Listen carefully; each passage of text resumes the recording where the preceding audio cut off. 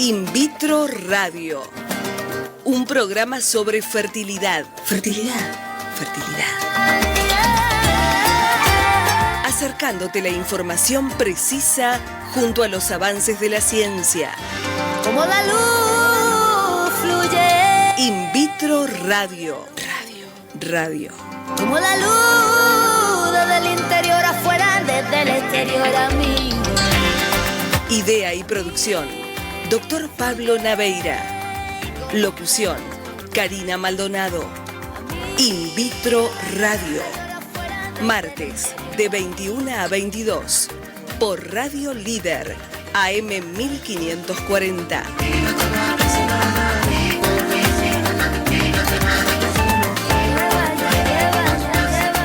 Buenas noches, bueno, otro martes acá, 21 horas, AM Líder, 1540 desde la ciudad de Martínez, para todo el Gran Buenos Aires, por supuesto, como siempre, ¿no? La posibilidad de escucharnos a través de internet en www.invitroradio.com.ar. Ahí van a encontrar el link directamente al Ustream, que es la página que nos sostiene el audio y que pueden escucharnos no solo acá en el resto del país, sino que, por supuesto, tenemos la suerte de que también nos escuchen en el resto de Latinoamérica y en España. Tenemos que saludar a los oyentes de Chile, Venezuela y España, que siempre nos escriben mail y nos dejan preguntas durante la semana y nos van justamente alentando a que sigamos con este proyecto de el programa In Vitro Radio, un programa que ya empezó hace 3 años. Hablamos específicamente de un tema médico que es la fertilidad, la infertilidad, palabras que, bueno, en un principio parecerían sinónimos, ¿no es cierto? Esto de esterilidad y demás, que con el tiempo fuimos aprendiendo a que son palabras distintas, siempre, por supuesto, acompañados acá en el estudio de algún médico profesional, ¿no es cierto?, que se ofrece, viene acá al estudio,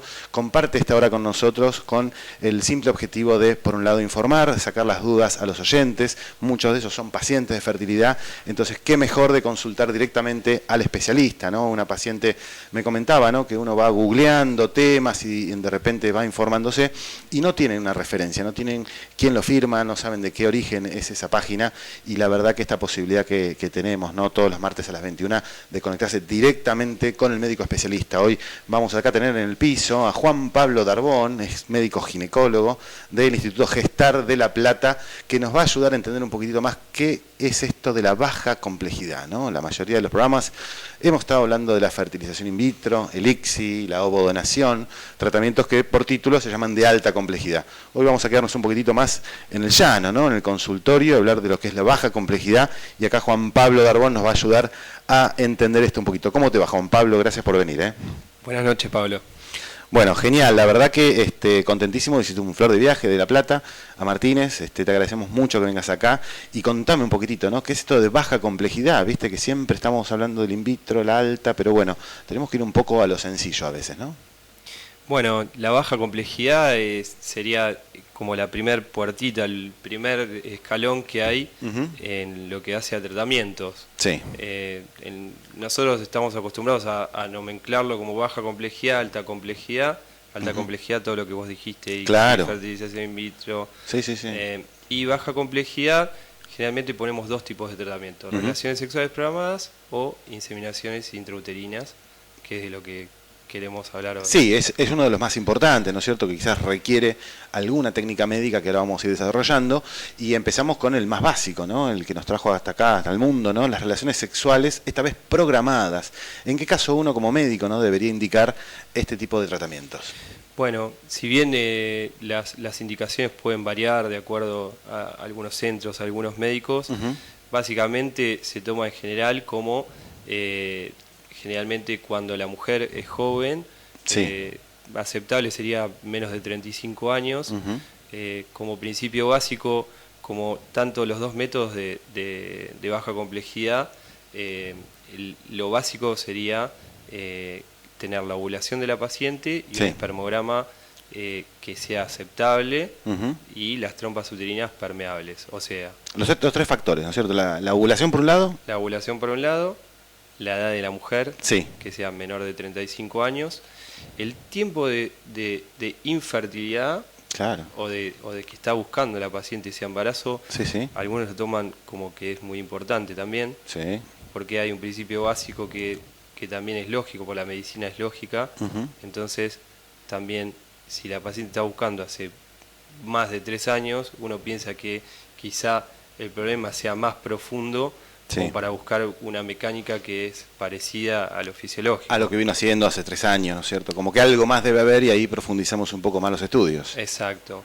Pero bueno, en definitiva, si la paciente es menor de 35 años, si el tiempo de búsqueda no es amplio, si el espermograma está aceptable en sus 3 parámetros, ya sea cantidad, movimiento, formas, y si las trompas uterinas nosotros vemos que son permeables, y hay un estudio que se llama histerosalpingografía, un cote positivo bilateral. Sí, sí, claro.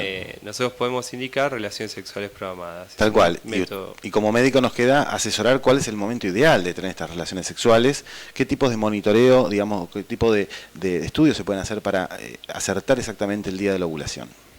Bueno, nosotros lo que hacemos es una estimulación ovárica con fármacos muy básicos, que por otro lado son de fácil utilización para la paciente. En general comprimido, ¿no es cierto? Sí, Pastillas. comprimidos, pastillas, 5 Sí. comprimidos nomás, en un momento puntual del ciclo.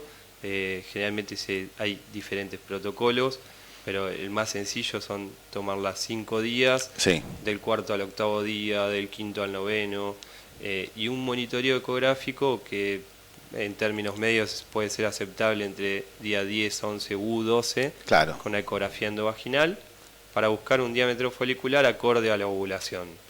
Tal cual. Entonces, Eso nos determina aproximadamente cuál es la fecha exacta de la ovulación. Y se le indica tener relaciones todos los días, 2 o 3 veces por día, salteamos un día. ¿Cuál es el mejor esquema para lograr justamente la subida del espermatozoide hasta el óvulo? bueno, es discutido también con las relaciones sexuales programadas, pero hay algunos médicos que lo que indican es relaciones sexuales día por medio, Sí. partiendo del día anterior a la ovulación. Ujú. Hay otros médicos que indican 3 días seguidos a partir de la ovulación. Sí, espacios de 24, 36 horas, ¿no es cierto? Que quizás también es el tiempo que necesita un varón para recuperar, ¿no es Para cierto? La regenerarse. cantidad y la calidad espermática, tal cual. Bueno, por supuesto, como todos los tratamientos, luego de esto hay que esperar 14 días más hasta la famosa beta o atraso menstrual y después hacer un test casero en orina, pero bueno, siempre el tratamiento, por lo menos mentalmente, lleva un mes, ¿no es cierto? Por lo menos 28 días, que es el ciclo espontáneo femenino. Sí, yo creo que con las relaciones sexuales programadas, para hacerlo un poco más fisiológico, más distendido, nosotros decimos, esperá la menstruación, si menstruás, Sí. volvé, consultá y no hagas test de embarazo, Ujú. ya que también la tasa de embarazo con relaciones sexuales programadas tampoco es Sí, en tan pareja un poquito, importante, claro. pero bueno, bien indicadas se logran embarazos. Tal cual, tampoco ad eterno, ¿no es cierto? Estos tratamientos, ¿cuántas veces indica? Y generalmente de acuerdo a la pareja, pero hasta un máximo de 4 está bien aceptado. Sí, tal cual. Y ante el fracaso de la cuarta, quizás lo que conviene ahí sí subir un escaloncito Subir más, un ¿no? escaloncito. Y pasar esto que estábamos hablando antes, de lo que es una inseminación intrauterina, ¿no? Cómo cambia esto, y ahí sí necesitamos la intervención médica y el apoyo, aunque sea mínimo, de un laboratorio de fertilidad. Exacto, bueno, Ujú. o sea, es aumentar un poco las chances, Sí, es sí. probar algo distinto. Ujú. Las indicaciones son Similares, digamos. similares, Ujú. y ahí acá podemos agregar el fracaso de la técnica anterior también, si es que Sí, la sí. utilizamos. Claro. Y bueno, o sea, un poquito la técnica consta en lo mismo, es en hacer ovular a la paciente, pero ya acá, en el momento que está ovulando, en un consultorio, en algún centro, en el que tengamos un laboratorio para apoyarnos en la preparación del semen Ujú. y hacer una extracción de los espermatozoides más móviles. Sí.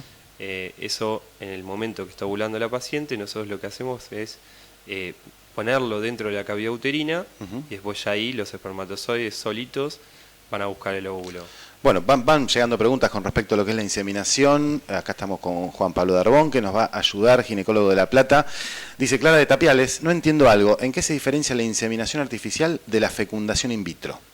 No, justamente lo que hablábamos antes, ¿no? Qué diferente, ¿no? Lo que es la baja complejidad y qué compleja que es la alta complejidad, ¿no? Bueno, la diferencia son varias. Sí. En realidad hay diferencias de todo tipo, pero bueno, a grosso modo es un poco lo que decía, es En una ponemos los espermatozoides en la cavidad uterina, Claro. que van a buscar esa ovulación fisiológica, Ujú. y en la otra estamos extrayendo los óvulos. La fertilización in vitro es un método de alta complejidad, Sí. en la que lo que hacemos es extraer los óvulos del ovario y en el laboratorio juntarlos con los espermatozoides, hacer embriones, y Ujú. lo que estamos poniendo son embriones y no el semen dentro de la cavidad uterina. Claro, o sea, la fertilización de ese óvulo en los de baja complejidad ocurre adentro de la panza de la paciente. Dentro de la panza de la paciente. Y exacto. bueno, porque en in vitro tenemos miles de programas que hemos hablado de eso con respecto a la extracción de los óvulos, la fertilización. Esto ya es en un laboratorio, ¿no? En forma artificial. Y después la última parte, que es colocar el embrión directamente dentro del útero. Exacto, Es como que ya le hicimos todo el trabajo a la naturaleza en esos laboratorios, ¿no? exacto. Avanzamos bastante. Bueno, por supuesto, seguimos recibiendo preguntas. invitroradio@terra.com.ar. Dice: hola doctores, mi pregunta es la siguiente. ¿Se puede inseminar si perdí mis trompas en el último parto? Solo queda mi útero, que está sano. Muchas gracias, María Belén de Torcuato. Bueno, Doctor Darbón. esa es una de las diferencias, volviendo a la pregunta anterior, ¿no? Sí, sí. Una de las diferencias también son las indicaciones del tratamiento, y justamente esta es una de las indicaciones de hacer alta complejidad, hacer una fertilización in vitro. Claro, esta señora, lamentablemente, en su parto perdió las trompas. O sea, Entonces- esa comunicación súper necesaria entre el espermatozoide y el óvulo no la tenemos. No la tenemos, entonces, señora, usted tiene que hacer una fertilización in vitro. Claro. Justamente nunca se va a producir el diálogo entre el espermatozoide y el ovocito, Ujú. así que la indicación es justamente ponerlos enfrentados uno al otro en el laboratorio, hacer embriones y de esa forma saltear ese paso que ella no tiene, las trompas. Fundamental, la diferencia enorme, ¿no? En la fertilización in vitro no necesitamos las trompas. O sea, Exacto. es como que ese pasito lo pudimos saltear. María Marta de Junín dice: buenas noches doctores, ¿cuántas veces debería intentar con inseminación artificial intrauterina antes de decidirme pasar a la fertilización in vitro? Bueno, muchas gracias María Marta por escribirnos. Acá el doctor Juan Pablo Darbón nos va a ayudar a la respuesta discutida, ¿no? Discutidas, ¿sabes? Discutida, Sí. no es fácil. Pero bueno, en general, internacionalmente está bien aceptado 3, máximo 4 inseminaciones, porque un poquito se vio que una paciente que ha intentado 4 veces y no ha tenido éxito es como que no lo va a tener tampoco. Claro, algo más debe estar pasando dentro de esa panza que todavía ningún método médico lo puede detectar, ¿no? O sea, Exacto. ante el fracaso de la cuarta, en general, Sí. el consejo, ¿cuál sería?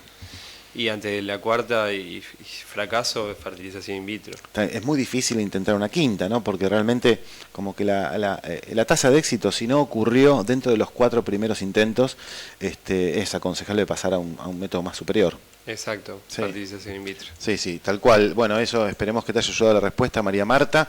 Bueno, siguen llegando preguntas. Karina de Olivos dice: ¿qué disponibilidad horaria exigen estos tratamientos? ¿Hay que pedir muchos días en el trabajo? Bueno, no, en realidad, si bien hay pacientes que se sienten mucho más cómodos seguramente no trabajando, Claro.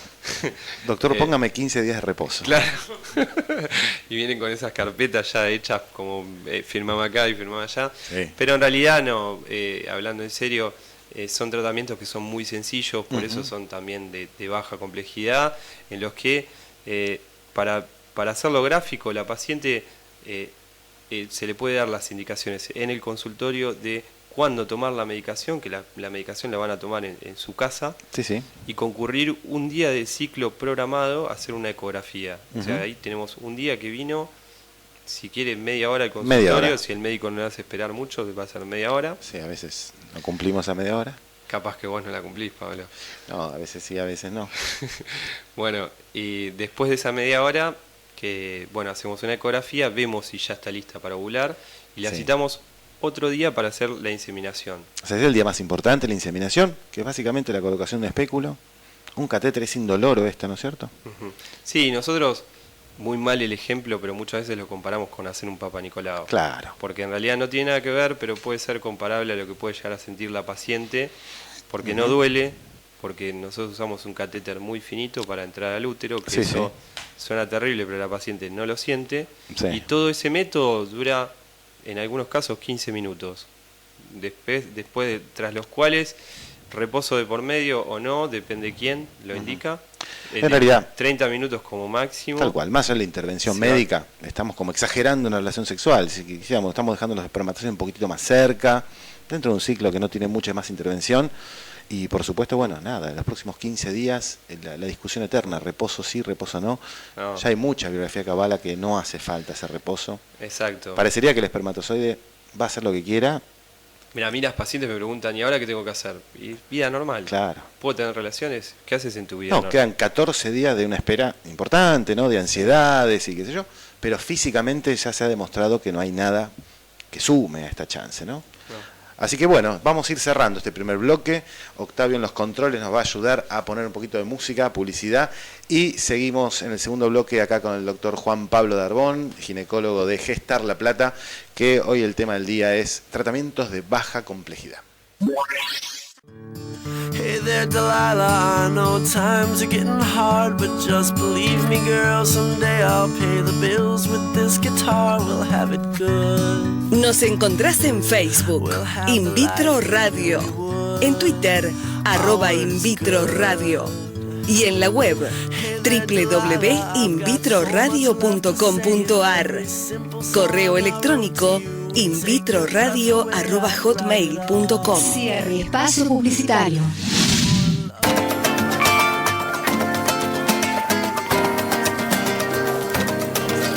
Segundo bloque In Vitro Radio, acá compartiendo este espacio con el doctor Juan Pablo Darbón de La Plata.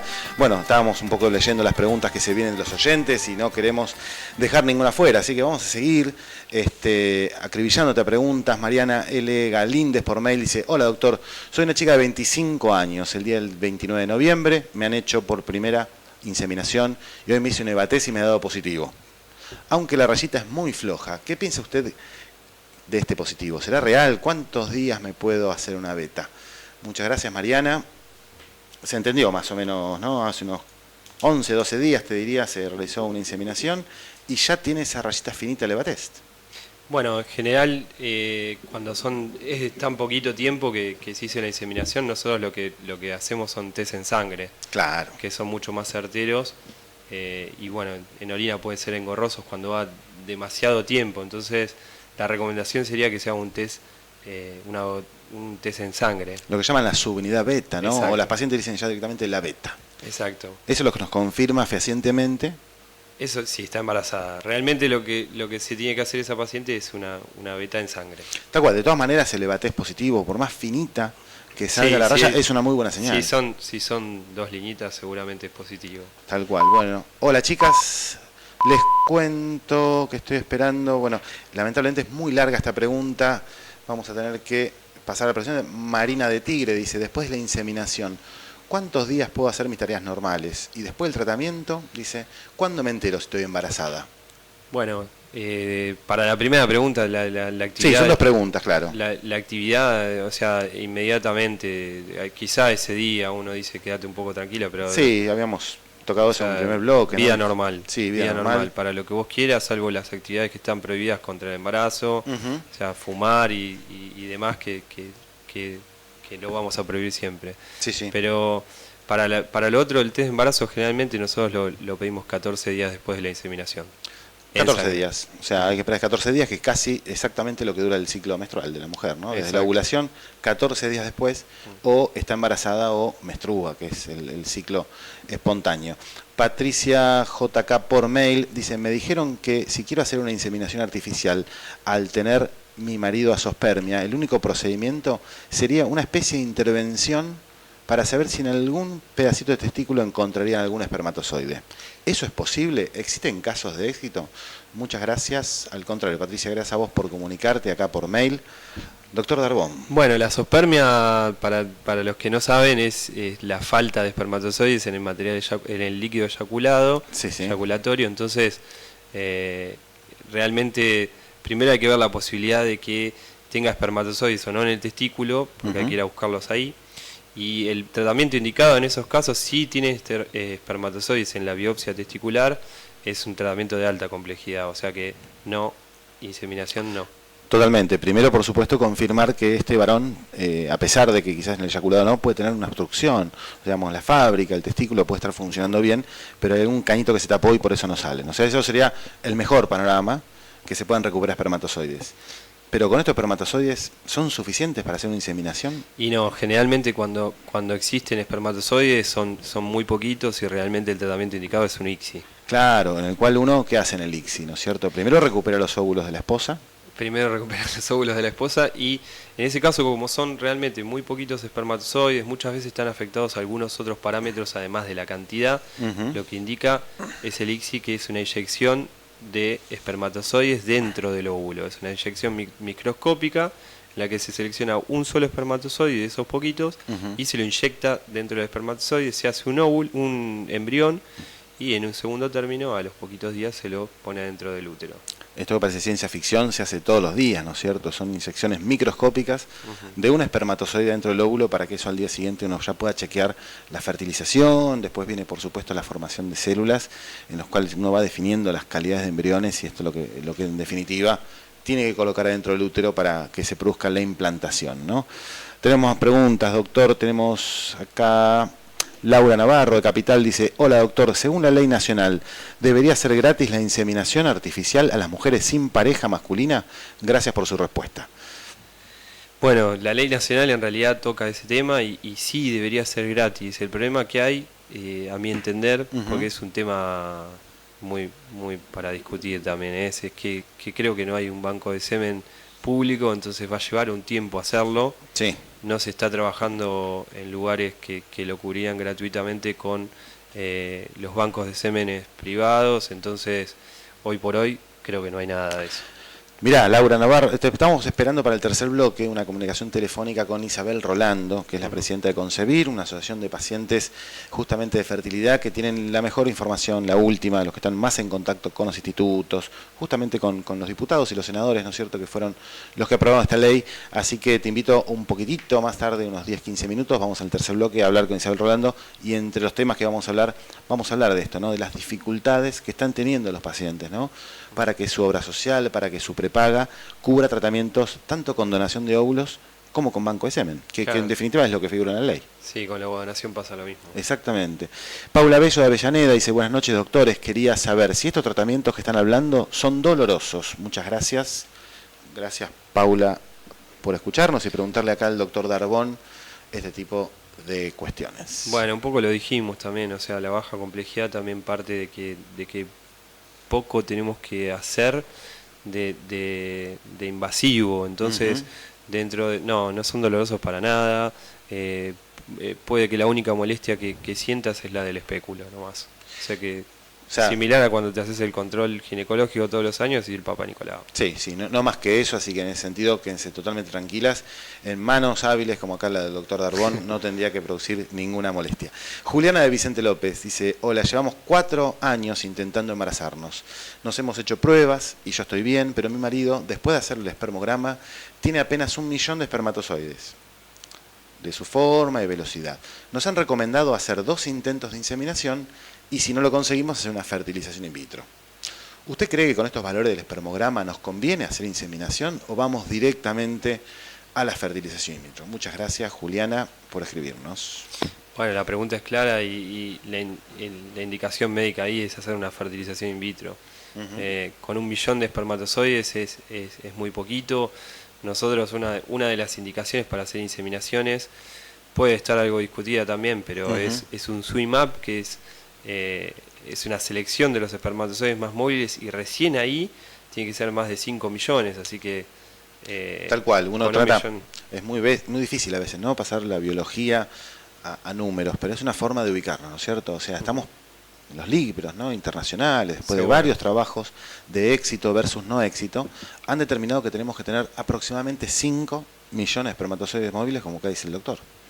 Entonces, no, 1 millón es muy poquito y ya ahí pasaríamos a técnicas de alta complejidad.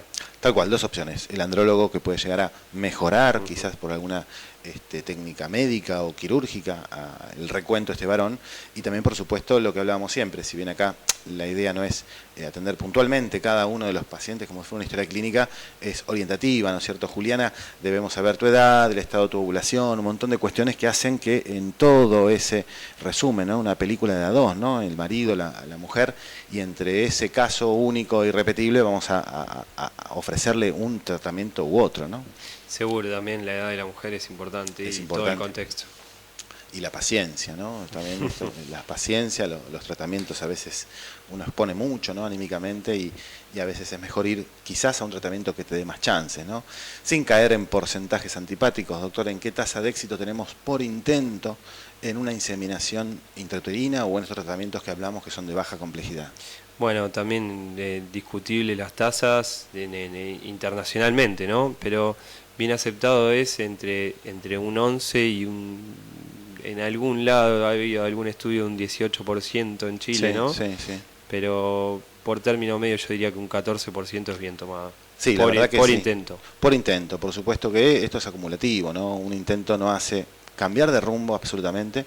El que te haya ido mal o el que no hayas logrado embarazo en primer intento no hace que ese tratamiento no sea efectivo. Al contrario, me parece justamente hay que considerarlo, ¿no? Como todo un ciclo, ¿no? De 3 o 4 inseminaciones, como para recién ahí sacar una conclusión. Exacto, yo creo que es importante que la paciente sepa de ese 14%, como para que sepa cuáles son las chances y no se desmorone si es que no queda embarazada, sino que esa tasa acumulativa muchas veces ayuda y avisarle que a lo mejor va a tener que hacer más de un método y no que se vaya y no quiera hacer más nada. Porque el fracaso de un solo método no significa nada. Tal cual, más allá de que en la estimulación ovárica uno justamente propone ese mes tener más óvulos en juego. O sea, normalmente la paciente tiene un óvulo espontáneo por mes, ese por mediante a veces pastillas, a veces inyecciones. La idea es tener 2 o 3 folículos, más no es cierto? Bueno, sí, hasta 3 está bien. Hay veces que alguno con 4 va también, pero bueno, claro que hay un riesgo de embarazo múltiple. Ese embarazo múltiple que suena tan lindo para las pacientes, porque dice, ay sí, yo quiero 2, quiero 3. Claro. Es riesgoso también para la vida de la paciente, es riesgoso también para el feto mismo en el embarazo, así que uno prefiere ser más conservador y con menos cantidad de óvulos. Seguro. Tal cual. Entonces cuando uno tiene hasta 3 óvulos, va adelante, y si no, suspende, señora, cuídese, arrancamos el próximo ciclo. Tal cual, acá hay justamente una paciente que nos escribió, también bastante larga, la voy a resumir. Doctor, dice Yanía de Munro, dice buenas noches, tengo un gran problema. Estoy en tratamiento para realizarme una inseminación intrauterina y tengo ovario poliquístico. Esta es mi primer intento de estimulación, logra muchos óvulos. O sea, esta paciente de esa tendencia, ¿no?, que tienen las pacientes que tienen ovario poliquístico, que ante el mínimo estímulo hormonal obtienen muchos óvulos, ¿no? O sea, esto es lo que hablábamos recién, ¿no? Y se lo han cancelado. Ya van 2 o 3 veces que le han cancelado por tener muchos óvulos en juego, y esto producía, por supuesto, demasiado riesgo de embarazo múltiple, y acá su doctora le está recomendando pasar a fertilización in vitro. ¿Qué te parece a vos, Juan Bueno, Pablo? en realidad habría que ver bien qué es lo que han intentado, ¿no? Pero con el ovario poliquístico muchas veces hay simples métodos que ayudan un montón, que bueno, son la actividad física, el cambio de hábitos, fármacos básicos como la metformina, y dentro de la misma estimulación ver el de usar menos dosis, el de usar dosis en días alternos y demás. Y bueno, ante el fracaso de todo eso anterior, sí estaría bien indicado pasar a una fertilización in vitro. No poder manejar, ¿no es cierto?, la ovulación de esta paciente, porque apenas se la estimula, tenemos un exceso de óvulos que justamente lo que produce es una alta tasa de cancelación de ciclo. Bueno, seguimos recibiendo preguntas, invitroradio@terra.com.ar. Por ahora vamos cerrando este segundo bloque. En el tercer bloque directamente vamos a pasar a la salida telefónica de Isabel Rolando, presidenta de Concebir. Vamos a hablar 2 temitas muy puntuales. Primero, principal, tema de moda, que está en las redes sociales permanentemente hablando, que es la reforma del Código Civil y cómo impacta esto en los tratamientos de fertilidad.